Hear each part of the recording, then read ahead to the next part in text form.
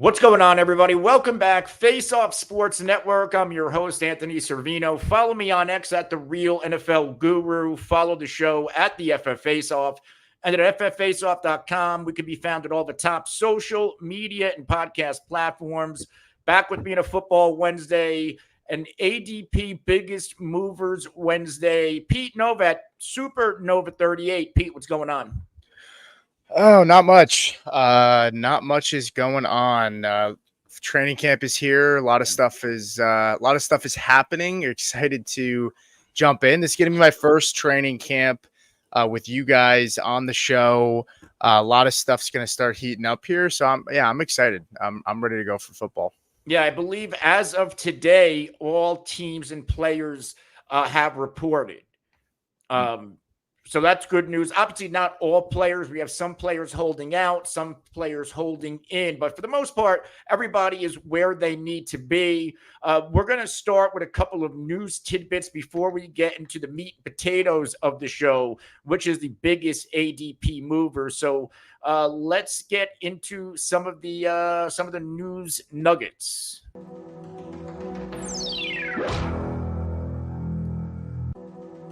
Uh-oh.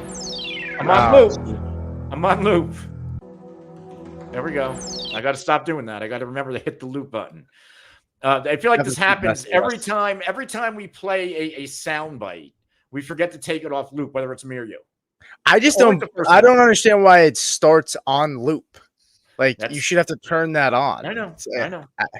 Sometimes it's not on loop. Sometimes it is. I don't get it.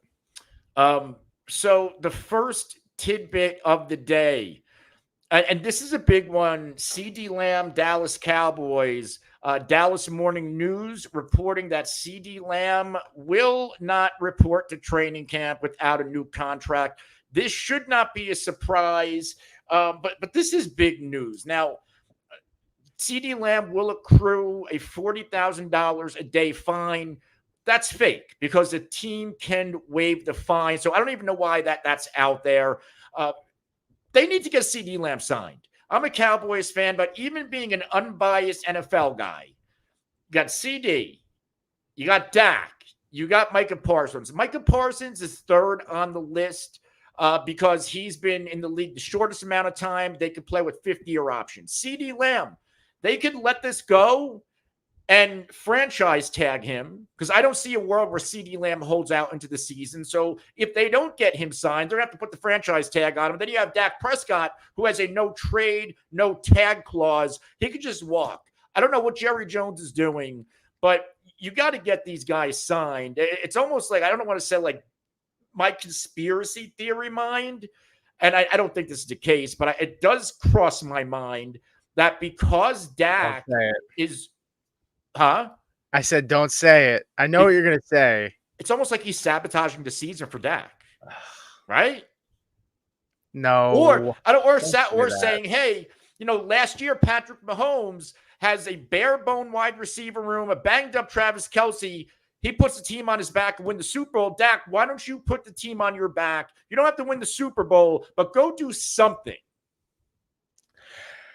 Yeah, I mean, look, the Cowboys, I feel like I'm off in saying this, but the Cowboys have a tendency, Zach Martin held out right into training camp and they got him signed.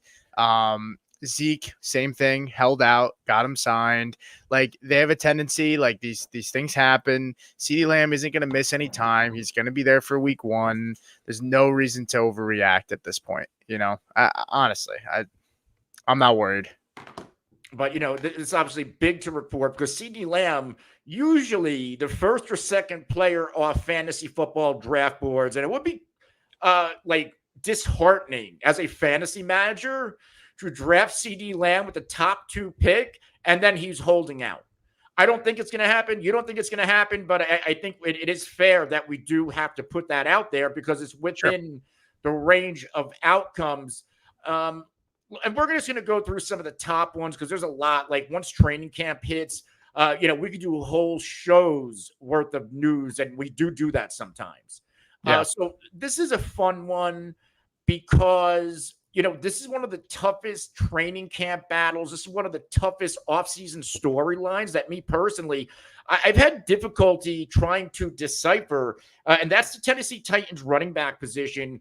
And head coach of the Titans, Brian Callahan, says that both Tony Pollard and Tajay Spears are, and the quote is, both starting running backs to him.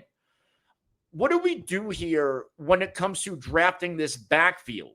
Because Tony Pollard got paid starter money, and Tajay Spears, what I think is going under the radar, and I think we've talked about it before, he's had multiple knee injuries, significant ones going into the NFL draft. I think that hurt his draft stock a little bit. So I don't know if he's actually good to carry more workload than he did last year. So despite these two players having a similar skill set, I'm going to continue to draft Tony Pollard as if he's the RB1. Yeah, I prefer Pollard here. I do think that Spears is going to have value. He's not a high ceiling guy in my opinion, but he's got a decent floor. Derrick Henry, he split 50% of the work with Henry. He got a lot of passes thrown his way. But this is also going to be probably more of a passing offense. And so it wouldn't surprise me if, Spears is on the field more due to the fact that they're passing offense. I think they're going to throw the ball a lot more. Brian Callahan's coming in. Tony Pollard, we can't forget, he came off a foot injury last year. He wasn't himself. I think it was pretty obvious. I think he should be fine. I know Big Draft Energy is in here as well saying, Pollard should be fine. He literally went from learning how to walk again to starting to the starting running back of the Dallas Cowboys. So I definitely agree that I think Pollard is the guy to own here. I'm kind of bullish on this offense, though.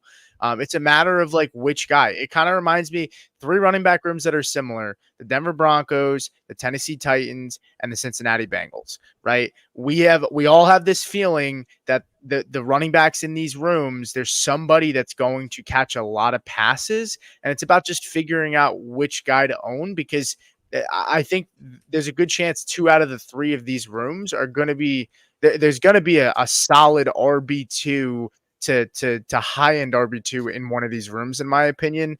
I like Tony Pollard. I like this offense. If I'm going to own one of these guys, it's Pollard. And you're not really paying much on Pollard. I don't have his ADP up in front of me. Anthony might, but I don't think Pollard's getting drafted in the top 25 to my knowledge.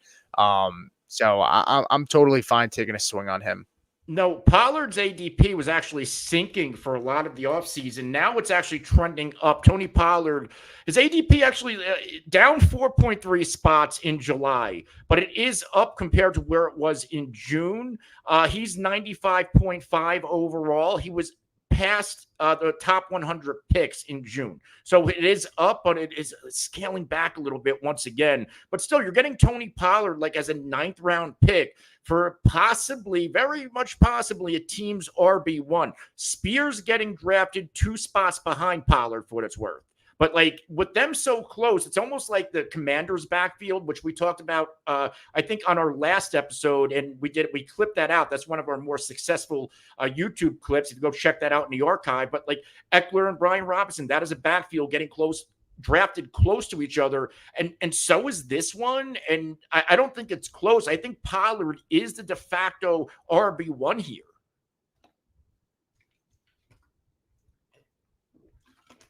Pete, you're on mute. Take yourself Sorry off about mute. that. Yeah, I mean, look, they brought him in, they paid him. It wasn't for a lot of guaranteed money, though.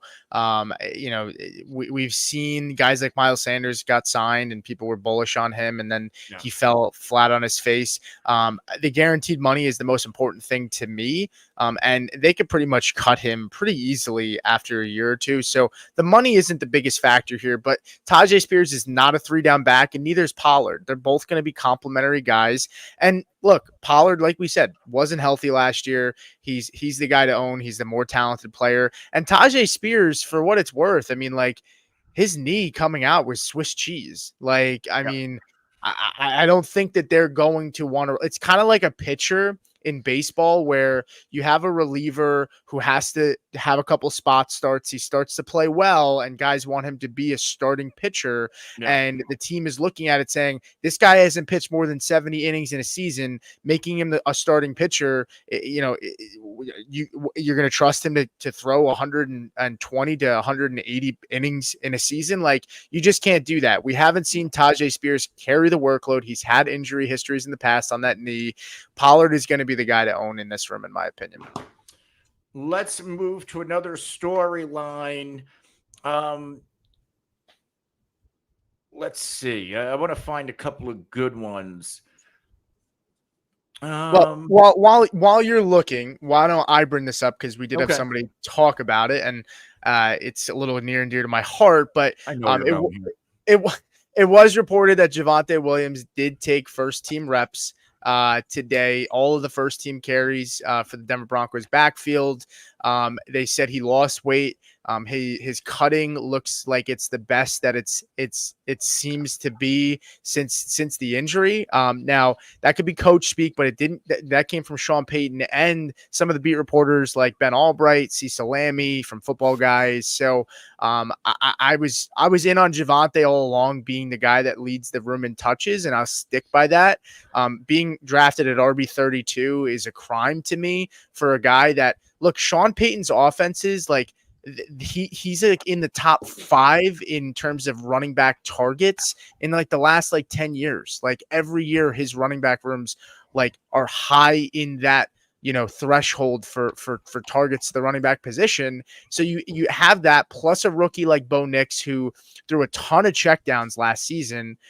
So I'm excited to get Javonte Williams at 32. I think his ADP does rise, not significantly, but I could see him settling in that 25 area once we get close to week 1 in the next month, if things stay the same. Again, it's day 1.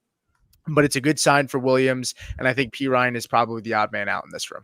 Listen, I don't think Javonte, and I've never been a big Javonte guy, but I don't know if he's ever been giving a fair shake, been dealing with injuries. And since that ACL, LCL, PCL ligament tear in 2022, played last year, had a little bit of a quad strain in week 4. This is essentially his second season removed from that injury, and he could be finally fully healthy.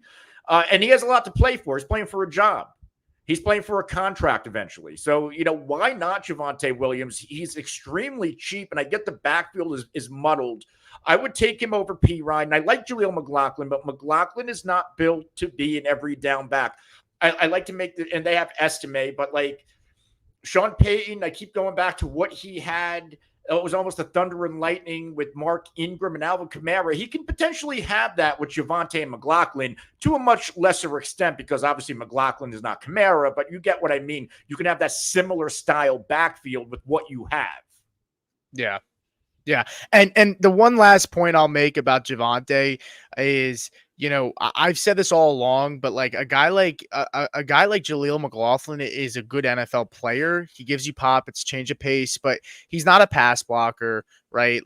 Javonte Williams, coming out of college, his senior year was graded as the best pass blocking running back in all of college football. This is a team and just a coaching staff that values that in their offense. So I think that's going to also help Javonte stick in this offense and be on the field, even on third down. Yeah. Jaleel McLaughlin might be a good pass catcher out of the backfield, but if you can't pass block, you're not going to be on the field in the Sean Payton offense. So, I'm happy about it. We don't talk much Broncos here, so I'm happy to be able to come on and talk a little bit about the Broncos. But we can move on. I know the next news here is about Jamar Chase, right, Anthony? So why don't you take us to that? So Jamar Chase, and I want to talk about Jamar Chase because this is a player, very polarizing player. We haven't talked about Jamar Chase or the Bengals nearly enough.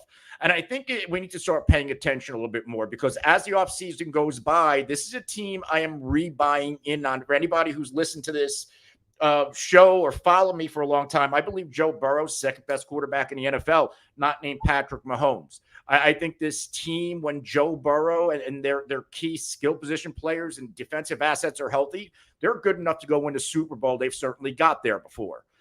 So what has soured me on the Cincinnati Bengals? A lot of contractual issues with Higgins, and it spilled over to Trey Hendrickson on defense, Joe Burrow, and now Jamar Chase. So the report on Jamar Chase, and this is not surprising. If you remember old Bengals Hard Knocks episode, Bengals ownership, Mike Brown, old school. He doesn't like to spend money. So it's almost like squeezing this guy to get his good players paid, almost like what we're doing with Jerry Jones right now. But Bengals team president Mike Brown saying it's not so likely that this is a good time to negotiate with Jamar Chase. So it looks like there's not a deal coming anytime soon. I don't think this is going to affect Jamar Chase. I don't think he's going to hold out. Even with T. Higgins, he's not getting a contract. He's probably out of Cincinnati next year, but he's going to run it back. They want to go try to win a Super Bowl.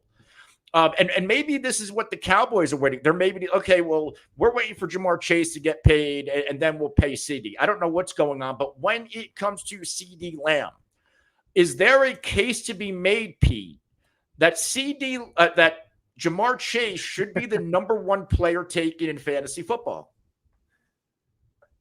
So it's ironic that you say this, because I know when we talked, the other day, I said I've been kind of warming up to. I honestly feel like Jamar Chase could be the wide receiver one this year. It's really hard for receivers to repeat. I love CeeDee Lamb. I just, there's something to be said about a team that, granted, there's going to be a lot of volume in that offense, but I slightly am worried that he could get a slight downgrade just because of the fact that running game and that team might not be on the field a ton. It's one thing to, have a high powered offense with Lamb and Dak, and you have Ferguson at tight end, but they don't have a lot of weapons outside of that. And so I like CeeDee Lamb. I'm not going to sit here and say I've drafted him number one in best ball a ton of times, but I just feel like there is a chance that Jamar Chase plays a full season and he's healthy. And I mean, this is a room that I guess you could kind of say it's similar. I'm kind of eating my words a little bit, because this is also a room that doesn't have a great running game, but Joe Mixon caught a lot of passes out of the backfield that, like, Chase Brown and Zach Moss. Chase Brown can catch balls out of the backfield, but I'm not totally in on Chase Brown. And Zach Moss isn't much of a receiving back, but he's a better pass blocker, so he might be on the field on third down. And Jamar Chase, this offense in general, they threw the ball. I'm trying to look and see, but I'm pretty sure they were at the top of the league, not number one, but in the top 7, I want to say, in terms of total passing attempts. I think they're going to continue to throw, and this defense is not good. This defense, I mean, outside of Trey Hendrickson, like, not a talented defense. They play in a division with, I think the Browns are going to take the next step. Their offense is going to be solid. The Ravens obviously have a monster offense, and they play a tough schedule that I think they're going to be in a lot of games that are high scoring, in my opinion. So I'm not going to rattle off a bunch of statistics or metrics for Jamar Chase, because we all know what kind of player he is.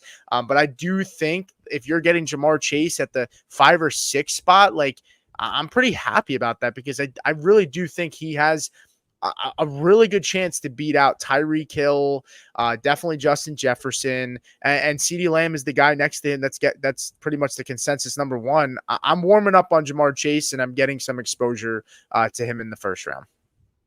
So you brought up, pass plays per game, and I was just going to, let's see, they were team pass plays per game. I literally just had it because I was looking this up for another project. So let me pull up Burrow, because it's under quarterback stats.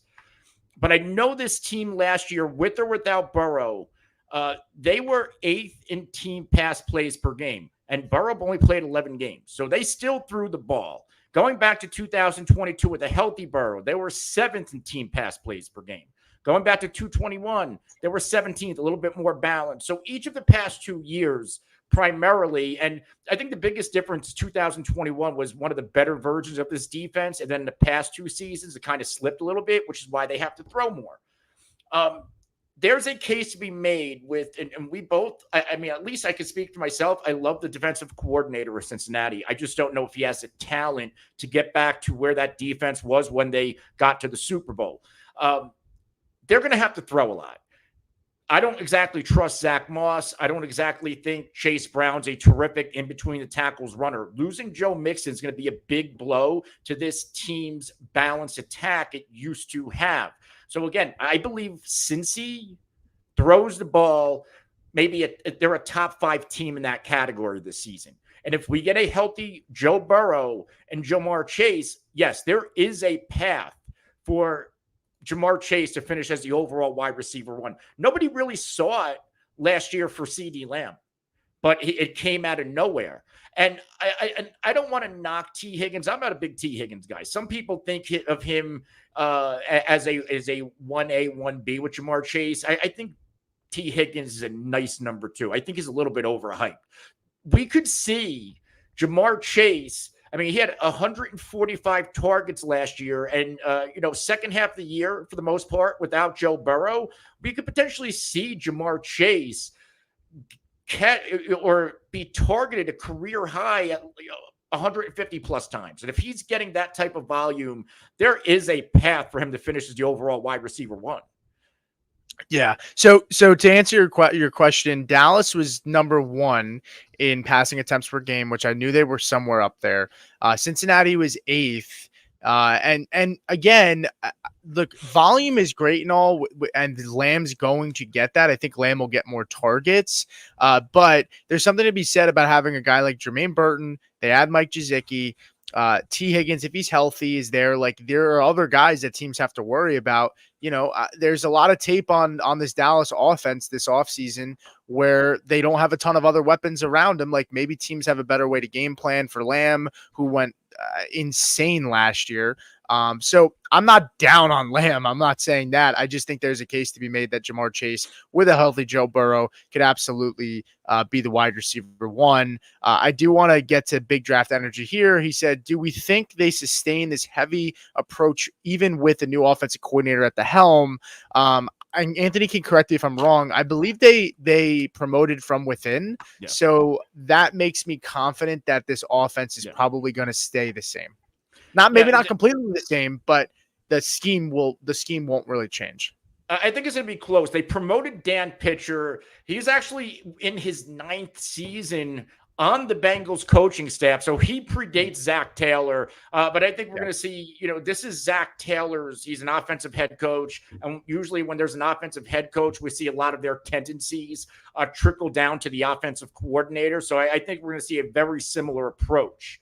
Because again, Dan Pitcher predates Taylor, and he's been here for the entirety of the Zach Taylor reign as head coach. So yeah, I don't see this offense being particularly different. And even if Dan Pitcher wants to run the ball more, he does not have the personnel to run the ball more than they did with Joe Mixon.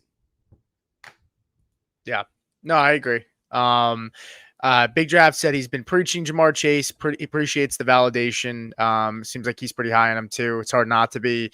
The role said, I like Higgins last year. Shouldn't really affect his value. Too many injuries to judge, in my opinion.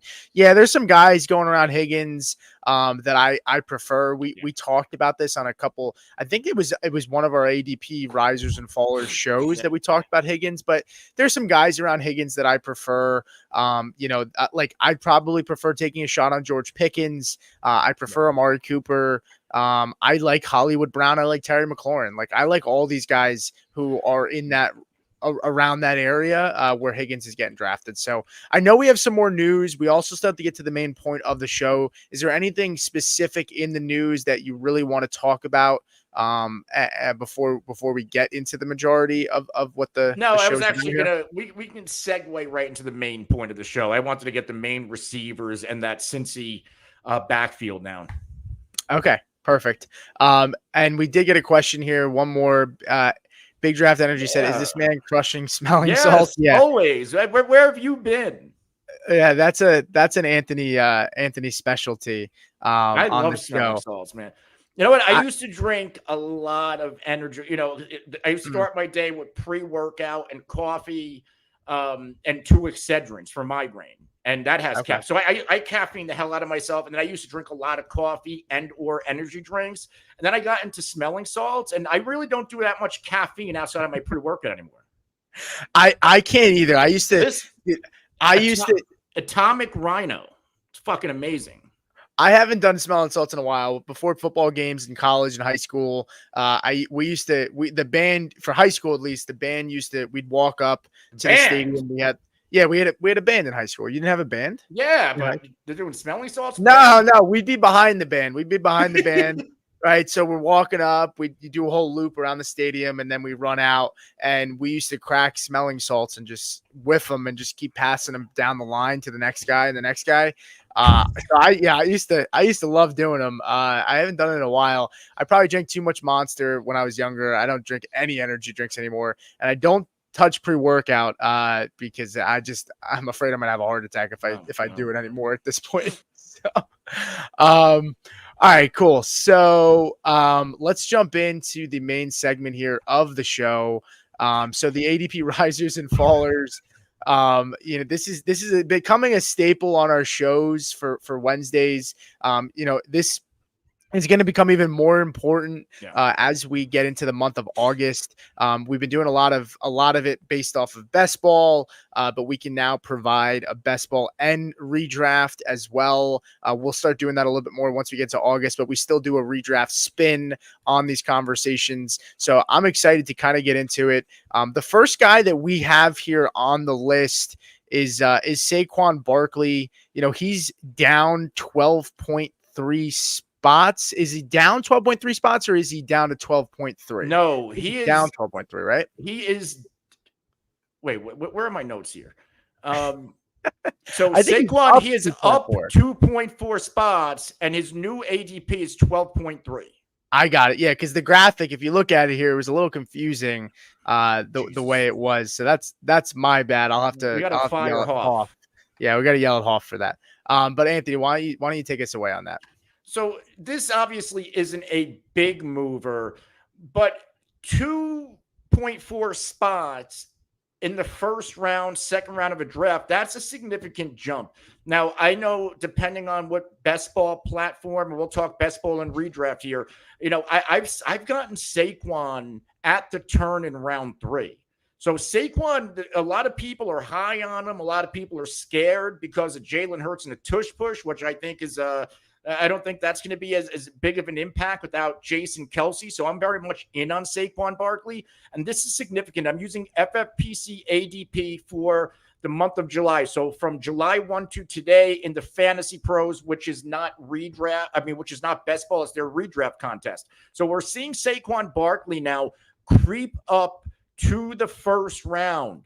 And again, this was a guy who was being taken behind Gibbs, behind JT. And I didn't understand it. And I think we're starting to see this ADP adjust. I think people are starting to see, wow, like Saquon Barkley in this new atmosphere. This is the best situation he's ever been in. I remember doing our free agency reactions saying that, hey, if all the stars align, Saquon Barkley could have a similar, I don't want to say breakout, but a similar pop effect as CMC had when he was traded from the Panthers to the 49ers. CMC and Saquon, very similar. They were both on bad teams. They both excelled on bad teams. They both had injury concerns on those bad teams. And we see CMC, that trade happens. Some people were like, I'm not buying in. He's too injury prone. And those people are kicking themselves because CMC is breaking fantasy football every year. Why can't that happen for Saquon Barkley? He has a top 5 offensive line. He has, first time in his, I know Daniel Jones can run, a legitimate threat with an RPO quarterback. Skill position players. I mean, the best receiver Saquon's ever had was what? Darius Slayton. I don't even know if he played with Beckham or not, but still, like Darius Slayton for Sterling Shepard. Now you got A.J. Brown and Devonta Smith and Dallas Goedert. If you're the enemy defense, it was already hard enough to defend Philly with DeAndre Swift and Kenny Gainwell. How do you defend this offense with Saquon Barkley? So I'm completely fine with Saquon moving up 2.4 spots and creeping into that first round territory because that's where he should be drafted. In fact, I actually have Saquon ranked ahead of Gibbs, and I have Gibbs. He's falling in my rankings. Jamar Gibbs is behind Derrick Henry in my running back rankings. Yeah, I agree. I think a lot of our conversations together kind of shapes a lot of how we feel. We're kind of on a similar wavelength. I'm in the same boat here. There was I think it was Adam Azer from CBS Sports tweeted this out today, and he said, "If you're worried about Saquon Barkley scoring touchdowns, consider this. Over the last 2 seasons, the Eagles led the NFL with 79 carries inside the 5-yard line. The Giants are 27th in the NFL with just 36 carries inside the 5-yard line. So Saquon Barkley was doing his damage mainly outside of the 5-yard line. Like, can he? I'm confused. Like, can he still not do that? Plus, get more additional touches inside the 5 in this offense? I mean, Right. I feel as though. What do you say? I know. I'm agreeing. I'm saying, Yeah, right. I think the tush push has scared some people away, but look, there's something also to be said about a guy who doesn't have to press to make plays when he's playing behind a better offense. And there's other people that can. It's like, when you're a superstar, it's like you're a superstar on a team with misfits that aren't producing much. You feel like you have to play hero ball. Like, it's the same as some quarterbacks. Like, they throw out a lot of interceptions. Like Carson Wentz had that issue later on in his career with the Eagles where he's throwing the ball and playing hero ball, and he makes a lot of turnovers because he has to make a play. Like, with Saquon, like, that's all he did with the Giants. Now he can just go out and play on a team. He's going to be in front of his state that he played college football in and he grew up in. There's something to be said about that. And this report came out today, and it's not. Again, this is day one, so we don't want to overreact, but this came out from Ginny Kempsky, who's somebody that is on the Eagles beat and was at training camp today, and he said Saquon Barkley was heavily involved in the passing game, and he probably had more receptions than anybody on the team. He lined up all over the formation. The Eagles ran some speed option drills with Hurts and Barkley to open practice. Like, a lot of people knocked me and said, Barkley's ceiling, the tush push, caps his ceiling because of the touchdowns, and he's with Jalen Hurts, who doesn't throw the football a lot, to the running back position with a running quarterback. The Eagles were like average in the NFL for targets to the running back position. They were only like 10 to 15 targets away from being in the top 10. Like, how many targets does a running back need? And this is not a running back by committee. Will Shipley, love the story. You have Kenneth Gainwell, who hasn't done much. Like, I don't know. I'm with you. I think Gibbs, I have him behind Derrick Henry as well. I think David Montgomery is going to be involved. I'm actually kind of sad because I've been able to get Saquon Barkley, like, pretty cheap. I mean, in best ball drafts, like, there are times he's going in like the second half of the second round, and I'm baffled when it happens. But if he's inching into that late first round to the first to second round turn, it makes me a little sad because I feel like I was getting pretty good value on him. So, but yeah, I love Saquon to smash this year. I literally have 2 builds, and where I'm getting this build at. I'll put it out there on Drafters. I have builds where I have 2. One with Lamb and Barkley, and one with CMC and Barkley. Yeah. What? Like, what? In fact, to get 2 guys that are projected, projected in the first 2 picks, 1 and 2, like, and then to get Barkley at the end there, it just that made no sense to me. I don't know what the heck was going on. But yeah, like, to wrap Barkley up here.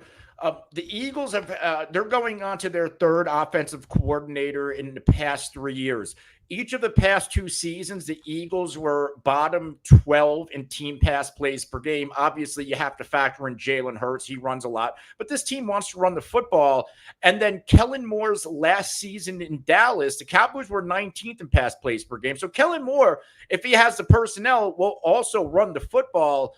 So as great as this offense is at passing, this is going to be very much a run-heavy offense between Saquon and Jalen Hurts. And I don't think, like, this goal line stuff, if you're a head coach, if you're an owner, if you're a GM, do you want Jalen Hurts as he gets older and his body gets wear and tear? Do you really want him taking those tush-push hits, especially without Jason Kelce, or do you want to give it to your aging running back you just paid and let's wear the hell out of him for the next 2 years? So, yeah, and Jalen had his issues last year. He He was playing banged up all year. Like, I think that's something to monitor.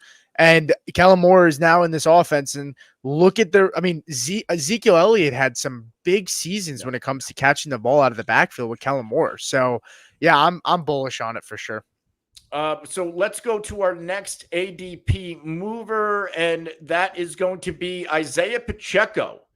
And Pacheco, Kansas City Chiefs running back, he's a guy we don't talk about often, but I think now is about the right time. His ADP is up 4.3 spots, and his overall draft position is 28.4. Pete, what do you think of Isiah Pacheco?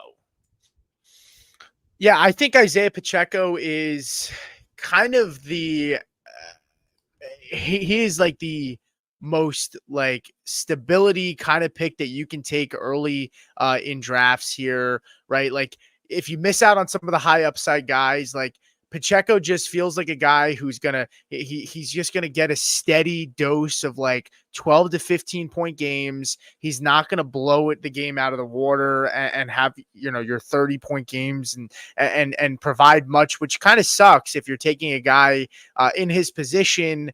You want a little bit more upside. But unfortunately, I don't see a ton of upside there. I think he's probably got like running back 7 to 10 potential, but he's not going to provide a ton of big games, in my opinion. I think this offense as a whole takes a step forward in terms of last year. They got more weapons at the pass catcher position, which kind of limits the amount of targets that Pacheco is going to get. The only saving grace I would mention is that Patrick Mahomes, his average depth of target, he was one of the highest when it comes to throwing the ball between 0 to 5 yards from the line of scrimmage. Like he was in that threshold for like being one of the highest quarterbacks in the NFL to throw at that depth of target. So I think that bodes well for Pacheco to get a bump in terms of receptions, but I do worry with a lot more playmakers, a lot more options that we could see less red zone carries for him. The only thing I'd say is they didn't really add to this room very much. I mean, they added the one kid, I think the rugby player from overseas. He might not make the team. He might be a gadget guy who plays special teams. So I don't know. I happen to like Pacheco, but I think I'm fizzing out on him a little bit just because I'm so enamored by this Kansas City Chiefs offense from a passing standpoint. But there will be opportunities. I know there's a lot of options there, but if we expect this offense to be high powered, he should be fine for a fantasy 7 to 10 finish. There is that opportunity in the range of outcomes. I just don't think he has the opportunity to finish much higher than that. Yeah, I'm in on Pacheco. I think his price point is right about there. Now, last year, he only played in 14 games. He was the RB15 in PPR and the RB14 in points per game. So he managed to finish as a top 15 running back despite missing a couple of games.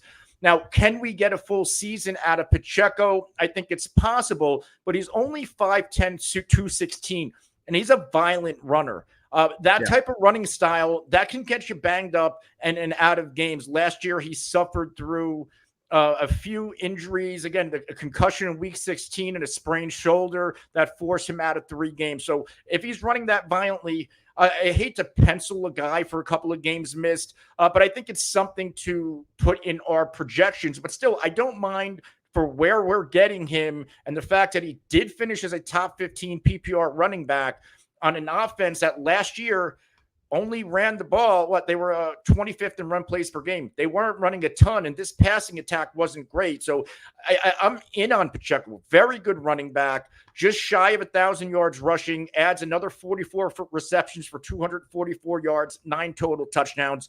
I'd be fine getting a similar season. And last year, he did prove he can be the primary rusher. McKinnon, who's no longer there, he was barely a factor. CEH, I'm drafting him as a free handcuff. The reports are saying Deneric Prince is getting the primary number 2 handoffs right now.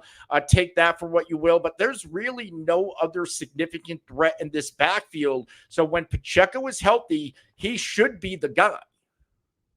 Yeah.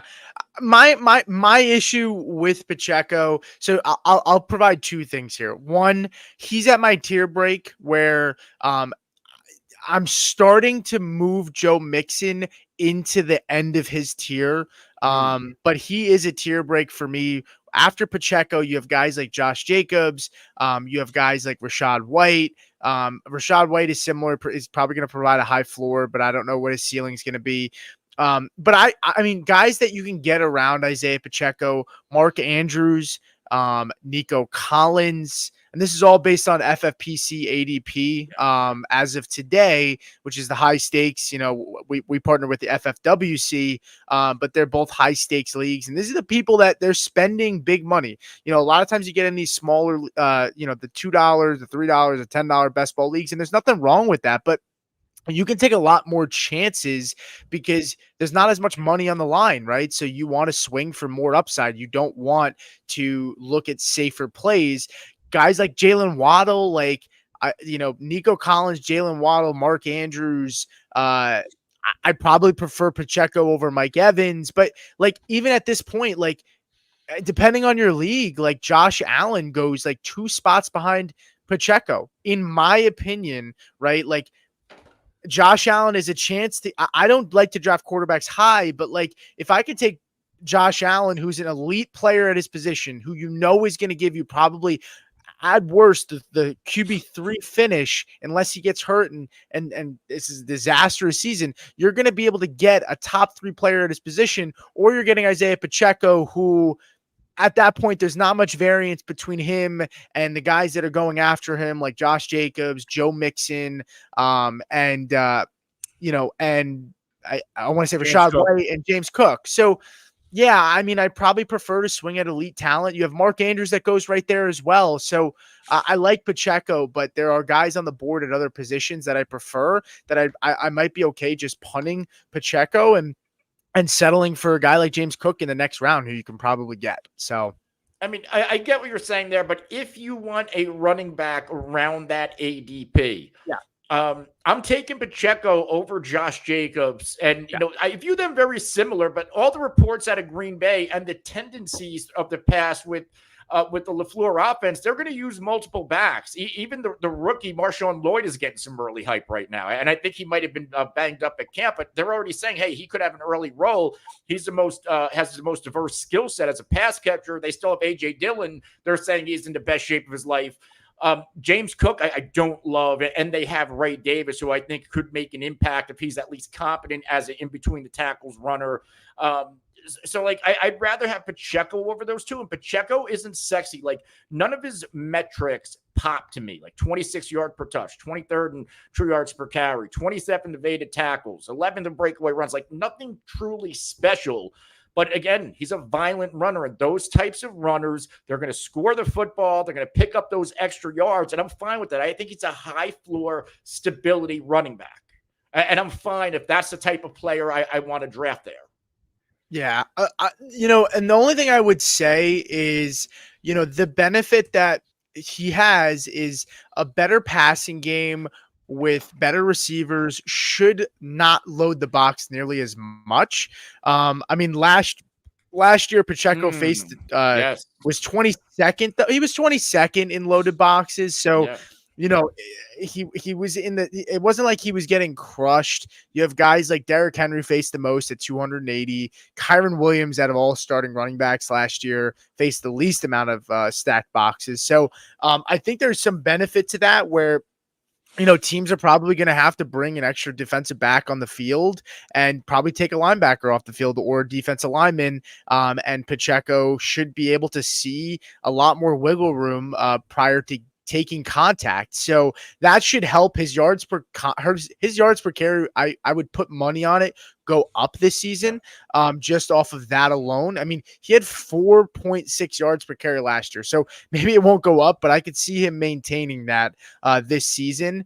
And so, yeah, I don't hate Pacheco. Like Anthony said, he's just not sexy. But Will did come in here and say, You know, if he's pushed into a wide receiver, quarterback start, he likes Pacheco. Yeah, that's kind of my feelings on Pacheco too. Like, if I already have a running back at the point that Pacheco's on the board at that ADP, I'm probably going for a guy around him. But if I haven't taken a running back, he is at the end of my tier. So it's going to really just depend on the draft and the situation. I'm not fading Pacheco. I actually happen to like him. There's a lot of elite talent around him, and it's just going to matter of what my team looks like in those first 2 rounds when I get to him in the 3rd or 4th. So let's go to our next ADP mover. And now this is going to be movers because, sometimes at ADP, when one player goes up from one team, we see another player go down. And this is the San Francisco wide receiver room. Deebo Samuel is up 6.4 spots. Brandon Aiyuk down 6.2 spots. So Deebo's new ADP 31.6, Aiyuk's down to 31 or 36.3. Yeah, I mean, I think it's pretty obvious, right? Like, people aren't sure what's going to happen with the situation with Aiyuk and his contract, and will he be moved? Will he stay? Right. And there's uncertainty. I know today he was holding in, right, where he's at practice in street clothes, but he's not practicing. And so I think he's going to play. I don't think he's going to hold out. And yeah, I think that's scaring people away to Aiyuk's price. But honestly, I think this is a good thing for his market.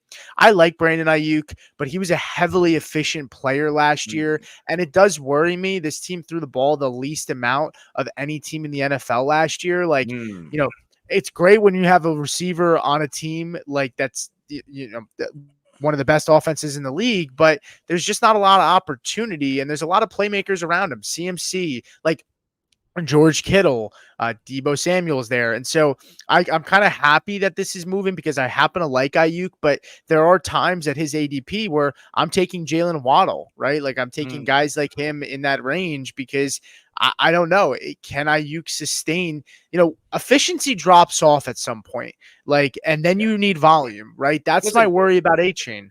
That was Waddle last year. Waddle's efficiency dropped off. Yeah.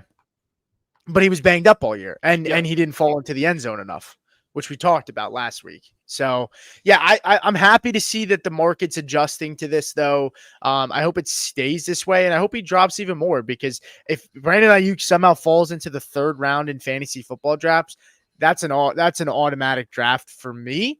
But I do have hesitancy with guys like Waddle in that range. I do happen to like Deebo Samuel. I think for whatever it's worth, there's a lot of factors that make guys move up and down the board. I do think there is something to be said about this receiver show, and I think people are starting to notice that he is the heartbeat of this offense. And so they starting to realize he is just that important. Like, they talked about one of the games where Deebo went down. I don't remember what team it was. It might have been the Raiders, or I can't remember who they were playing, but like, it was the Browns game where they lost. And it's like, they had a whole game plan. They pretty much focused their game plan around Deebo Samuel. And now that he's gone, it's like they didn't practice to have him not there, which is kind of malpractice on Shanahan's side. But you start to get a glimpse of, like, this is the cog that gets the wheel to move. And so Samuel is probably he's probably the 2nd most important player on the team outside of CMC on the offense, out of pass catchers or skill players. So backing up to your point about how efficient Aiyuk was last year, and this is what kind of worries me a little bit about the 49ers. That entire offense was hyper efficient. Aiyuk, he was wide receiver 16 in points per game on 105 targets. Kittle was a tight end 6 in points per game on 90 targets. Deebo was a wide receiver 12 in points per game on 89 targets. Can this efficiency be maintained 2 years in a row? So that's one thing when both of these wide receivers are going where they are. And when it comes to which one I want, I'm not too scared off by Aiyuk holding in, holding out, whatever you want to call it. When it's all said and done, I believe he's going to be out there. But like, I kind of lean Deebo Samuel, and I did a 180. I was more on the Aiyuk side because when you look at the past Deebo Samuel, we have to factor in injuries from earlier in his career. But the past 3 seasons, he's played in 15, 13, and 16 games. 2020 was the year he suffered the major injury and cost him 10 games, 9 or 10 games. So he's been, for the type of player he is, extremely physical. He's been healthy. He's been reliable. In 2023 and 2021, he was a wide receiver 12 in points per game and a wide receiver 3. In the middle 2022, played the least games, 13, and finished as a wide receiver 28 points per game. So we know if we get good 15, 16 games out of Deebo, he's going to pop as a top 12 receiver because that's what history is telling us. And he also takes handoffs. That's another thing about Deebo Samuel that is a positive when it comes to addressing him in fantasy football. He's excellent, receiver or what do you call it? Yards after the catch receiver. He can take handoffs in the backfield. I think it was on the receiver show on Netflix. They one of the coaches on the 49ers, or it might have been even Purdy, somebody said they almost called him just as versatile as CMC because he's built like a running back or a linebacker on the, like from his waist down, but he has the moves of a wide receiver. He's extremely hard to stop. The only thing that stops Deebo Samuel is injuries. So and again, you bring up something I say all the time. He's the heartbeat of this offense. He's the heartbeat of this football team, almost like how I feel about Zeke. What was Dallas missing last year? I know Zeke's declining, but when Zeke's out there, the offense hums a little bit different. The stadium cheers a little bit louder. And that's what Deebo Samuel brings to the 49ers. And then when it comes to Brandon Aiyuk, I think he's a very, very good receiver. But who's to say that if Brandon Aiyuk is traded, that he's going to put up the same numbers? He was, again, he's going to get more targets, but you want to know what else he's going to get if he gets traded to a team and he's their de facto wide receiver 1? He's going to get double covered. He's going to get, guys like, who's the Jets? He's going to get Sauce Gardner. He's going to get elite corners. What we don't know about Brandon Aiyuk yet, because, like, again, the 49ers, CMC, Deebo, Aiyuk, Kittle. It's hard to double cover anybody.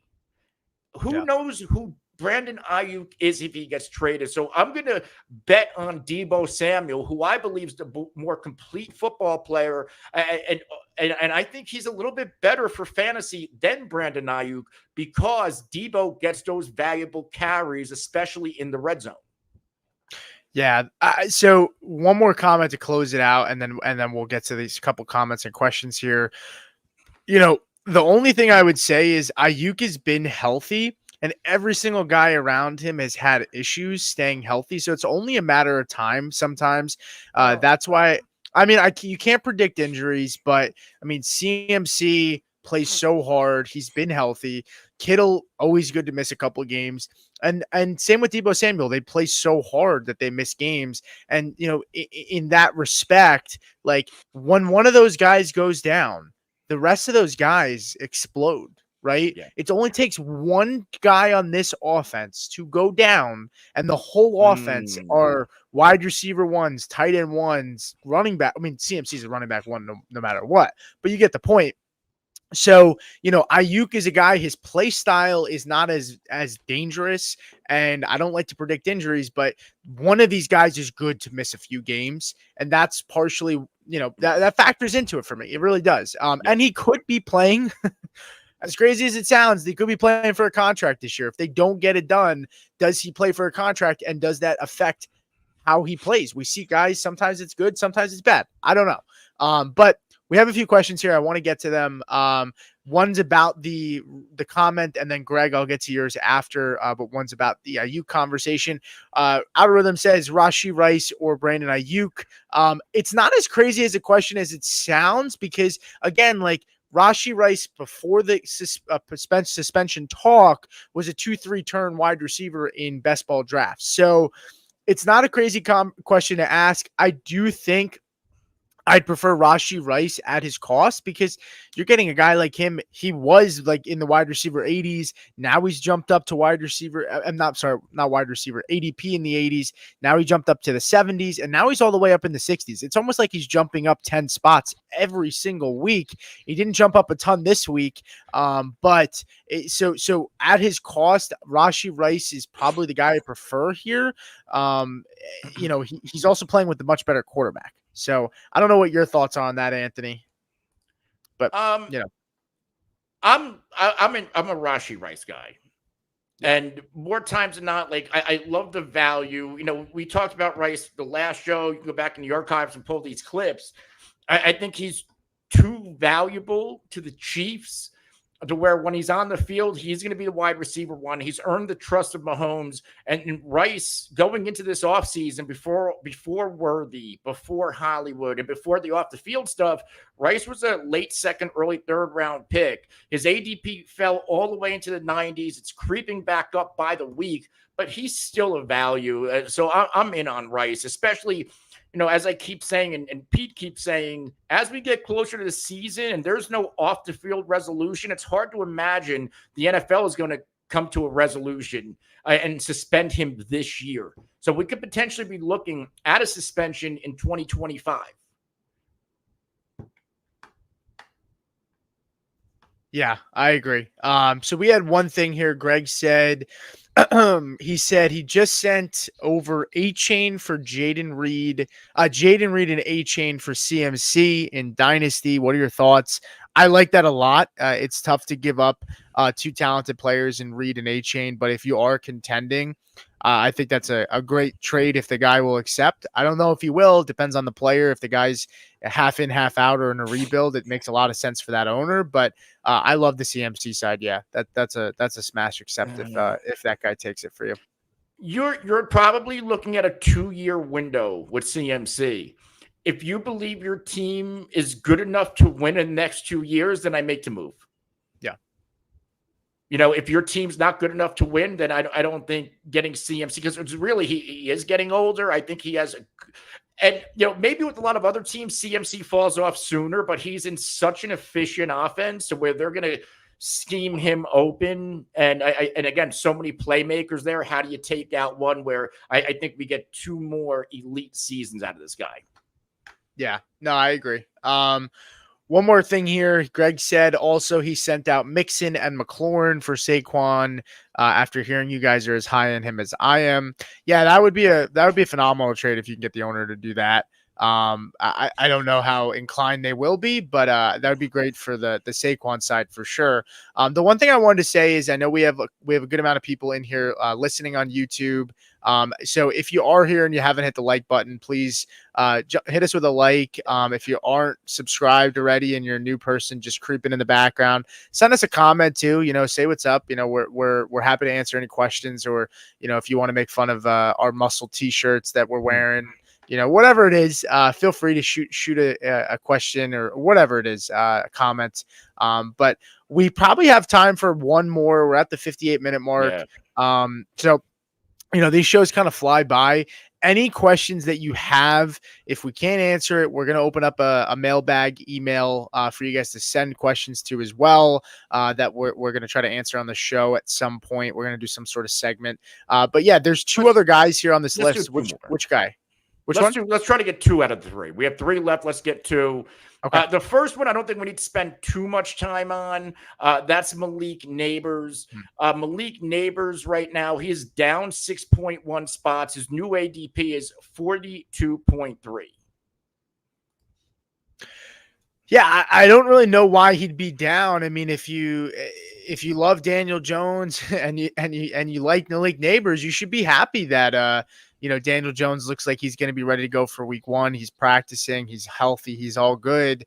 Look, we've been adamant on the show, me and Anthony. Malik Nabers is a talented player.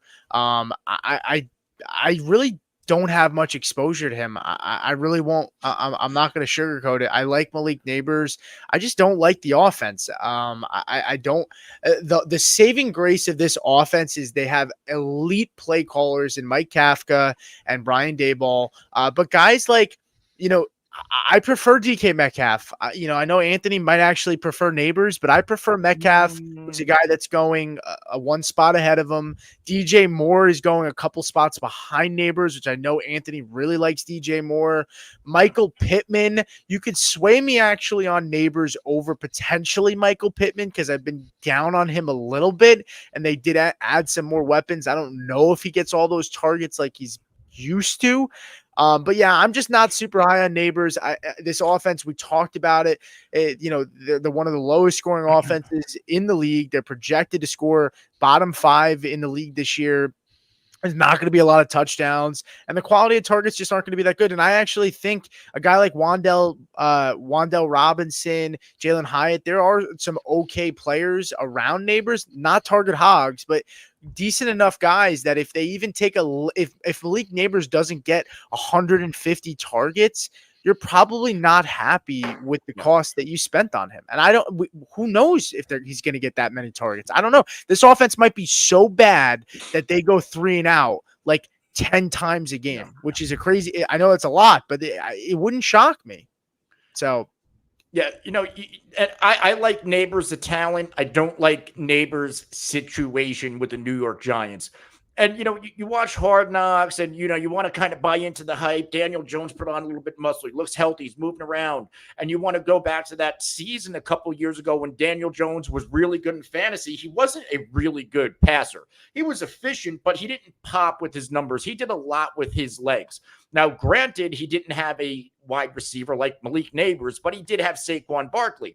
If you told me today that the Giants re-signed Barkley and drafted Malik Nabers, yeah, let's dance. I can buy into Malik Nabers popping because there's another star that the enemy defense has to focus on, just like we were talking about the 49ers, all pros everywhere. How do you take out just one? When the enemy defense, they're defending New York Giants, you're really scared of Devin Singletary? Are we scared of Jalen Hyatt? And I like Wan'Dale Robinson, but are we scared of him? No, you're going to take out Malik Nabers. And Malik Nabers, his situation, if you want to go what it reminds me of, I always go to these two guys who I am very high on because they have better quarterbacks. And that's Drake London and Garrett Wilson. If you look at their fantasy finishes, both of whom were top 10 picks, like Malik Nabers, London, I don't think he's cracked the top 30 in points per game in 2 seasons in the NFL. And Garrett Wilson has not cracked the top 30. And I know for London, you had Arthur Smith. They like to run the ball. But the Jets, they threw the hell out of the football. North of 160 targets. That's what Garrett Wilson had last year, and he did not break the top 30. Why? Catchable target rate. There were trash targets coming from the quarterbacks of the New York Jets.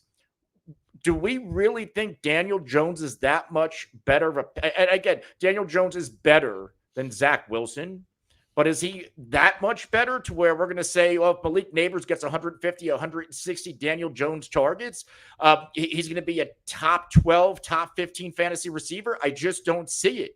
Could he see enough targets to where he has a high floor? Maybe. But that high floor that Garrett Wilson had, once again, did not crack the top 30. And where we're drafting Nabers right now, we're basically drafting him with the assumption that he can have a top 20 to 24 finish. And I just don't see it. Unless he's so good to where the defense just can't stop him, where, he's catching the pass and taking it almost like George Pickens. But again, George Pickens is another one. He's flashed here and there with the Steelers, but quarterback play held him back.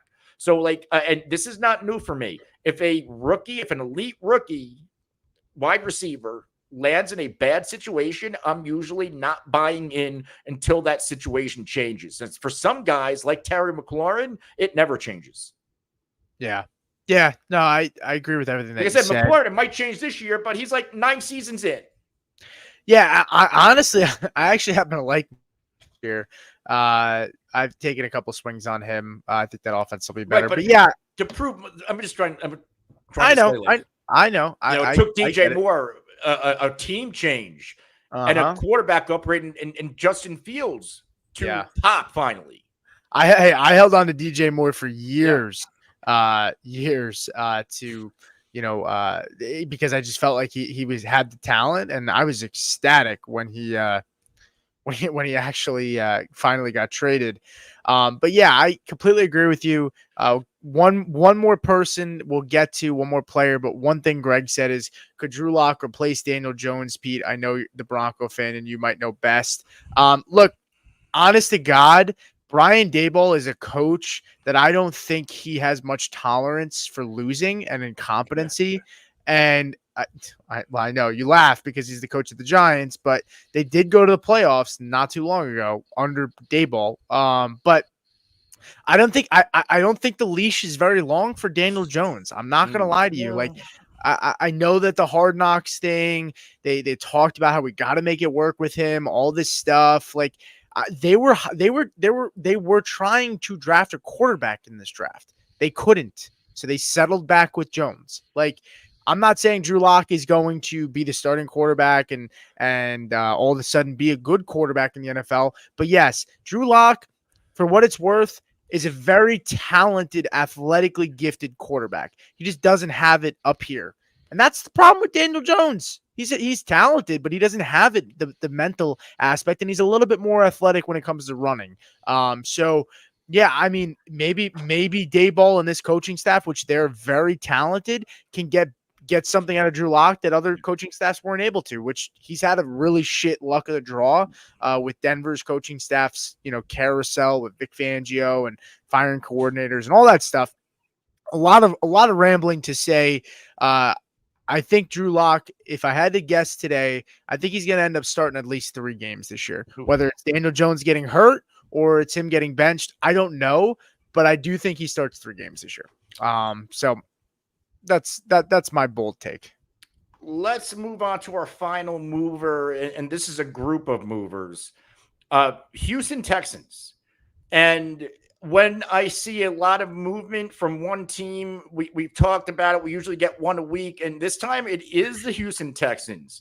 And it is Stephon Diggs down 5 spots. Tank Dell down 5.9 spots. Nico Collins down 1.4 spots. CJ Stroud down 8.5 spots. So CJ Stroud and his primary 3 pass catchers are all down in ADP. I get it. I have been very wary of CJ Stroud. I think one of the first videos me and Pete did together was, kind of steering people away from Stroud months ago. A lot of it is, if you look at CJ Stroud last year, he's a very good NFL quarterback. So is Jared Goff. Like, some guys are just good in fantasy and very good in the NFL. And I think Stroud is going to be good in fantasy and very good in the NFL.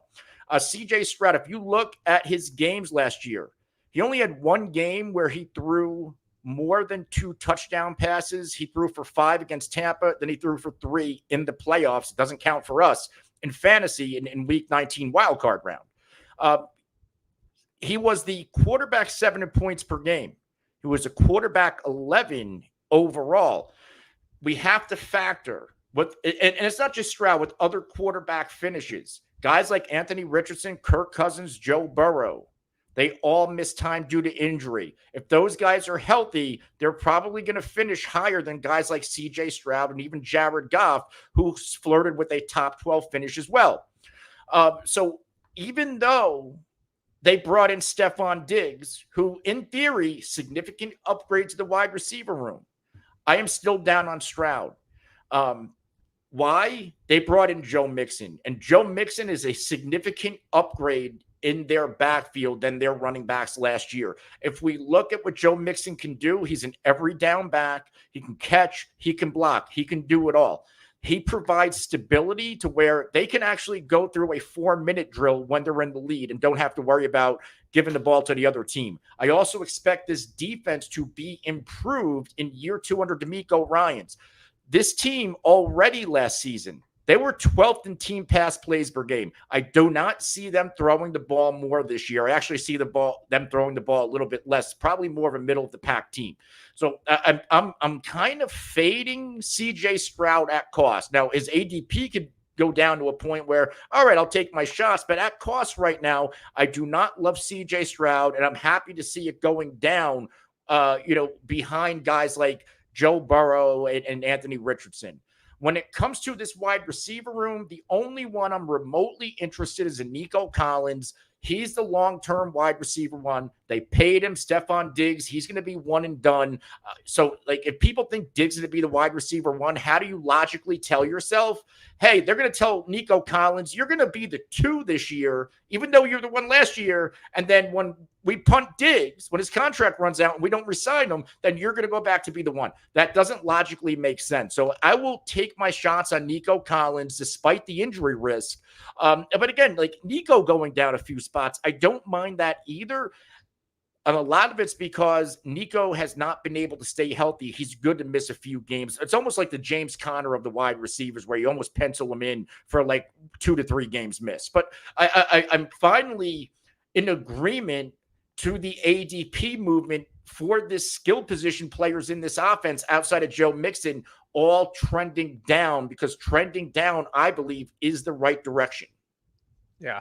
I just think it's a case of just the market correcting itself, right? Yep. Sometimes there's overreactions, right? And guys go up, guys go down. But this is a room that's been heavily inflated, right? I mean, Stephon Diggs, I don't have a single share of him. Now, don't get me wrong, if Diggs continues to drop, it's the same conversation that we talked about with Brandon Aiyuk.